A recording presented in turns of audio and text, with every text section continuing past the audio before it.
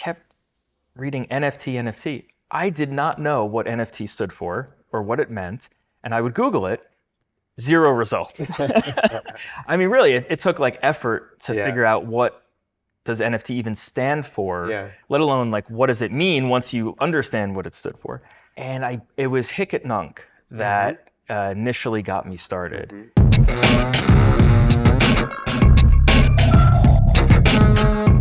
That was Cory Haber. I'm Eli Scheinman, and welcome to Proof's Artist Profile Series. When you think about generative artists in this moment in time, Cory is one of the most prolific in the space. I had an opportunity to sit down with him in person in New York City, and we had an amazing discussion about what it means to be both a technologist and an artist. And as you'll find out, and as I found fascinating, also a gardener, immersed deeply in his natural environment as well. And that comes through in his work and in this conversation. Cory is really an interesting and dynamic human, and getting to hear about his process, his evolving Pixels collection Singularity, and really go deep on his background was a joy, and I think you'll enjoy this interview as well. Please enjoy. My name's Cory Haber. I'm a generative artist based in New York. And I generally work out of my home, where I do a lot of plotter work and all of the programming. Outstanding. So let's go all the way back for a moment, or quite far back. Where did your fascination with computers and engineering really start? So my sort of fascination with programming really began in college. I was somewhat into electronics, and I was very fond of breaking open cell phones at the time and soldering lights into them and doing like fun kind of things like that. I decided to take an intro to Java programming course in college and absolutely hated it. It didn't click at the time, didn't really understand what was going on. And I gave up on sort of the idea of pursuing computer science after that. It wasn't until many years after graduating college that I was in the technology field, but not as a developer. And I actually went back to school for software development. And I just knew there was something there that I really wanted to pursue. I wasn't quite sure what it was. And that's sort of what got me started in software development. Okay, so you went to college, but not as an engineer initially, worked in technology, but again, not as a software engineer, but then ultimately decided to go back to do that education. Was there a thing that was really driving you to step away from maybe your current work and go back to school? I think, working in technology, maybe more on the product side, I had a lot of ideas in my head that I wanted to turn into products, but I couldn't do it on my own. I was always finding myself looking to hire a developer to take these ideas and bring them to life. So I wanted to be the one to be able to do that. So that was sort of my impetus for going back to school. And I knew it was something that I could do, and I knew it was something sort of like deep inside me that I had always wanted to do, but I was so scared of computer science when I was, back in college. So I had an opportunity, sort of a window had opened up for me where I could sort of step away from work, go back to school and pursue this. Yeah, fascinating. Having worked in product for a number of years, it's funny how I've experienced the same, which is you have these ideas, these things you'd love to get done, but in most cases you're sort of beholden to a roadmap and priority, and unless you have those skills yourselves, you can't just sort of go off and build them and explore them independently. You're perpetually reliant on your colleagues, which is great, but also means you have a little bit less agency in the process. Yeah, and I think added to that is the fact that starting from college, I'd started maybe 7 companies with my brother over time, several different businesses. So that's also where we had these ideas, but we always had to go to someone else. And I was more the technology focused of the duo. But I couldn't build the things that we were trying to build, so it was frustrating. Yeah, that makes sense. Yeah. Now, you mentioned that you started playing around with generative art and code as sort of a form of art, as well as plotters, very early. Talk to me how you started to explore what it means to use code to create art, way back? Where did that come from? Did you see others doing it? Sort of how did that originate? Sure. So sort of the way I got into generative art was very roundabout. I hadn't seen anyone doing it. I didn't even know it was a thing until pretty much right after I graduated from the program that I went through. I discovered Dan Schiffman on YouTube, and I said, you can make art with code? I didn't even realize that that was a thing. And I had grown up sort of with an art background. I was actually an art major in college for one semester before dropping it. So I tried all these things when I was younger. And so when I saw sort of the coding train and Dan Schiffman, and I had this sort of aha moment, like, wow, like I'm going to do that. You know, so I was going to sort of pursue this this multi-track path of finding a career in software development, but also on the side, learning and understanding more how I could make art with code. Fascinating. And you mentioned to me that in 2014, you started exploring some of this. Talk to me about those early days, getting your first plotter. You mentioned an Etsy shop. Just talk about those early days a little bit. Yeah, so it was back around 2014 that I first became a software developer and also first discovered processing. And so I would say from 2014 to 2017, I remember sort of taking the train into the city every day for work and just spending that hour into the city and an hour home as my time to either watch downloaded videos of the coding train or continue to work on my own projects. And by 2017, I must have discovered, or 2016, I had discovered plotters. So for me, that was a big moment because I grew up painting on canvas. I grew up, sort of with that art background. And so when I realized not only could I write code that makes art, I could turn that code into something physical, a physical one of one. And so I absolutely knew I had to pursue that, and with absolutely no expectation of having a career, of selling anything. It was just a personal hobby at the time. And so I finally, after a year of ruminating, I finally took the plunge and bought my first AxiDraw and just sort of started experimenting. And very, very quickly, I realized I wanted to figure out how to put paint on canvas using a plotter for no reason other than that's what I grew up doing, painting on canvas. So I wanted to figure out, how to use a plotter for that purpose. And that took me down a whole road of, by what means and methods would you be able to carry paint in the plotter and deposit it in some way.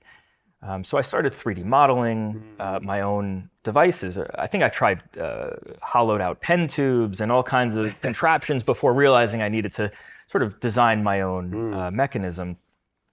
So started 3D modeling on the computer, but I would send these 3D models out to companies like Shapeways and wait a few weeks. It would come back. I realized, I had the measurements wrong, and then I have to do the whole thing over again. And so that round trip was just too long. It was very slow to iterate and improve upon the process. So took the plunge, bought a 3D printer. So now I have a plotter, a 3D printer, and so just started 3D printing my own paintbrushes and iterating until I could control the flow of the paint better. And I just started making paintings on canvas. And this is about 2017, 2018. Yeah, it's so fascinating. I love the way that you've architected your own plotters and trying to solve those hard problems. Printing your own pieces is so interesting. Printing the parts of the plotter, so interesting. Moving ahead a little bit, from 2017 or so, how did NFTs sort of come into the mix for you? So I don't remember exactly when I learned about NFTs. What I do remember is I was an avid reader of ArtGnome, artgnome.com, and I kept reading NFT. I did not know what NFT stood for or what it meant, and I would Google it. Zero results. Really, it took like effort to figure out what does NFT even stand for, let alone like what does it mean once you understand what it stood for. And it was Hic Nunc that initially got me started. And I remember going on there and just seeing a stream of mints happening. And I was trying to figure out what was going on. I set up a Kukai wallet, and that was sort of the earliest experience I had. And I posted a few pieces, and nothing happened. And like, how do you promote this? And it was all very like abstract, and I couldn't quite figure it out. And that's just what got me started. And I was just spending a lot of time researching and trying to understand these platforms that I had never heard of before. And where do I fit in, with generative art? And so it was a process of discovery that definitely took me a lot of time to sort of figure it all out. I remember minting my first piece on Ethereum directly on OpenSea. It was a collection of 12. And it just kind of sat there. I was like, I don't know what I just did, but fine. I then sourced an invite to Foundation because it was invite only at the time. I posted one piece. 10 days later, it sold. And that was the first piece on Ethereum that sold. And that was it. I was like, okay, I'm starting to figure this out. And I just sort of kept going from there. And did that first piece on Foundation, did that cohere to some of the sort of floral work that you're quite well known for? Exactly, yeah. I think the OpenSea piece was a set of 12 flowers in different colorways. It was the same piece in 12 colorways. And then the first piece on Foundation was a flower, and it sort of snowballed from there, And that theme, or that focus on the flower in particular, where does that come from? I think I've always been more outdoorsy, and I find nature to be very, calming, and I love going on walks. I don't know exactly where it comes from. But when I bought my first house, moved my family out of the city and onto Long Island, I started gardening. So I would plant these flowers every spring, and I think that's sort of where it came from. Is because I was also photographing the flowers, and photography was a big part of my practice. And I've always grown up also with painting and photography as sort of hobbies of mine. So photographing these flowers, and then it just felt very natural. Okay, well, I'm going to transition this into some sort of generative art. So I think that's kind of where it came from. Yeah, fascinating. Okay, moving ahead a little bit, let's talk about Soul, and then we can talk about this show in particular. So Soul, it was I think there's 365 pieces in that collection, if I'm not mistaken. Talk to me a little bit about that project and some of the interesting dimensions of that. Yep. So I was sort of offered an opportunity through Foundation to be a launch partner for a new feature that they had called Drops. I hadn't done any sort of larger collections or long form work up to that point. It was one-of-one digital physicals that came with paintings on canvas. And so I thought, this is a great challenge, and I'm definitely going to do this. And, didn't know what I was going to do. So nature being sort of a theme of mine, I didn't necessarily want to do flowers for that release. And I remember seeing something with Andy Warhol, and he had done over 600 one-of-one screen prints of a sunset photograph and for a hotel. And I was like, that's really fascinating. And I think there's so many examples that we now see of artists who, sort of before the computer age, doing things that generative artists would do today. So I was like, that's really fascinating, and I love the concept. I'm going to try to do a play on that and do a sunrise series. Along the way, I just felt something was lacking, something was missing, and we have this opportunity with generative art to sort of explore different dimensions with metadata and APIs, and I just had this. It must have just come to me. I could probably figure out where the sun will be tomorrow. Outside my window, using an API. Okay. Oh yeah, I can. Well, can I figure out where the sun will be, in 3 weeks in London? And it sort of snowballed from there. So I had to string together a whole bunch of APIs to gather all the data that I needed, and then it sort of made sense. Well, let's do one for every day of the year.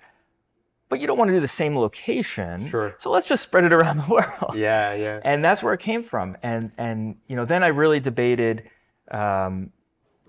writing out the metadata on the piece itself, which I hadn't seen a lot of, sort of text on the digital work. It's always in the metadata that you would, query and filter by and things like that.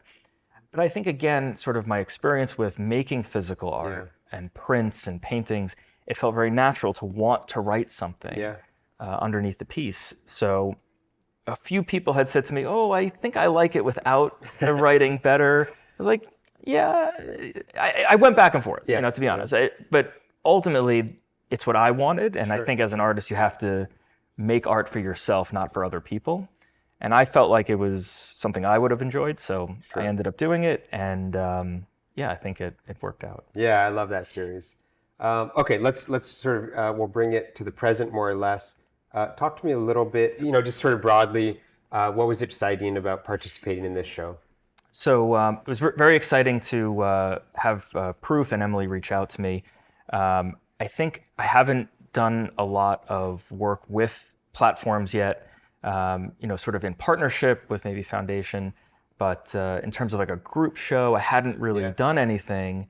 It was mostly me on my own sort of releasing work. So the opportunity to be part of a group of generative artists that I admire was an opportunity that I could not pass up. So it's beyond exciting for me to work with so many people, in the space that I admire and, hope to learn from and grow from, and it's just very exciting. And then the work that you're contributing to the show, can you talk about that a little bit? Yeah, so the work that I'm contributing, I don't know how it came about exactly. I did had a conversation with Emily, and maybe she mentioned flowers, and that was maybe all I really needed to hear. And I knew I'm constantly evolving the process by which I create some of these flowers.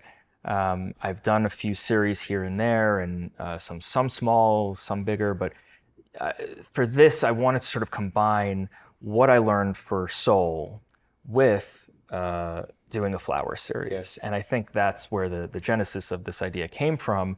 And this concept of growth, this concept which I think flowers work perfectly.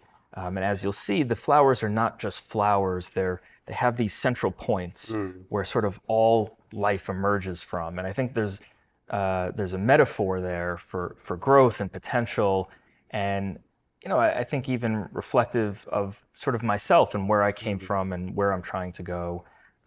So that's sort of where this body of work came from. All right, that is it for this episode. Thanks so much for tuning in. If you would like to help us out, head on over to proof.xyz and click on the reviews button at the very top and leave us a 5-star review. Thanks so much. Take care.